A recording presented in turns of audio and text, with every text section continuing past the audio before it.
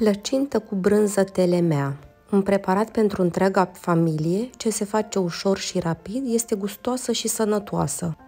Unge cu unt un vas termorezistent, inclusiv pereții acestuia.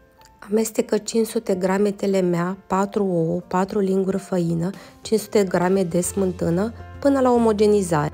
Pune într-un vas termorezistent și bagă la cuptor la 180 de grade pentru 50 de minute. Spor la bucătărit și poftă bună!